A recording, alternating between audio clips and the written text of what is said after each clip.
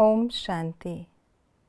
ऊंचे से ऊंचा पतित पावन भोलानाथ बाप आज हमको शिक्षा दे रहे हैं कि यह बना बनाया नाटक है, इससे कोई भी छूट नहीं सकता, ना ही किसी को मोक्ष मिल सकता है।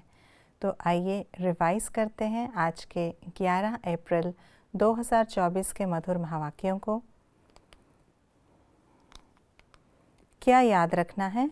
ये बेहद का नाटक है, ये नाटक बना बनाया है, इस नाटक से एक भी आत्मा छूट नहीं सकती। हम जहाँ बैठते हैं वह क्या है और क्या नहीं, ये घर है, पाठशाला है, दरबार नहीं है। क्या बनना है और क्या नहीं, विघ्न विनाशक बनना है, विघ्न रूप नहीं। नापास होने से क्या बनते? चंद्रवंशी। शिव बाबा संगम युग में आकर क्या करते हैं? पढ़ाते, सद्गति करते, पुरुषोत्तम बनाते, भक्ति का फल देते, राजयोग सिखलाते, अधर्म विनाश करते, पतितों को पावन बनाते, आत्म अभिमानी बनाते, इतनी बड़ी दुनिया को कम करते, ड्रामा के आदि मध्य अंत का राज समझाते। संगम युग में हम क्या करते हैं? दुख सहन करते, राजाई के लिए पढ़ते, पद पाने लायक बनते, दुखों के पहाड़ को हटाते, चावल मुट्ठी देकर महल लेते, बेहद के बाप से राजयोग सीखते। संगम युग में क्या क्या होता है? हम ब्राह्मण बनते, भक्ति का फल मिलता, राजाई का तिलक मिलता, ज्ञान की बातें समझाई जाती, हम आत्म अभिमानी और देही अभिमानी का फर्क समझते। क्या होने से क्या होता है? पतित बनने से धारणा नहीं होती, बाप को याद न करने से पावन नहीं बनते, रावण की मत से विकारी पत्थर बन जाते, ज्ञान में समझ से कर्म करने से सदाकाल का फल मिलता, एक जन्म में हॉस्पिटल बनाने से अगले जन्म में आयु बड़ी होती और तंदुरुस्त होते। बाबा ने बताया कुछ बातों के लिए कि ऐसा क्यों है। गायन है, भक्ति का फल भगवान देंगे क्योंकि वह ज्ञान सागर है। शिव बाबा हमारा बच्चा है क्योंकि वर्षा देता भी है और लेता भी है।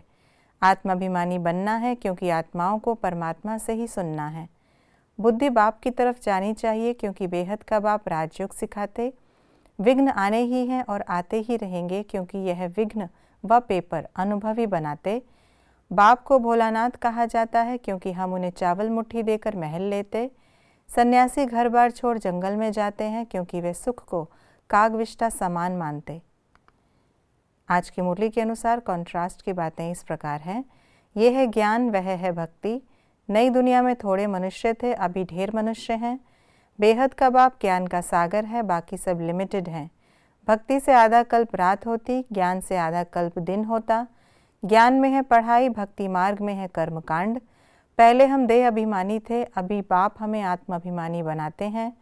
इस पढ़ाई में एक ही नाम है, जिस्मानी पढ़ाई में अनेक प्रकार की सब्जेक्ट्स होती हैं।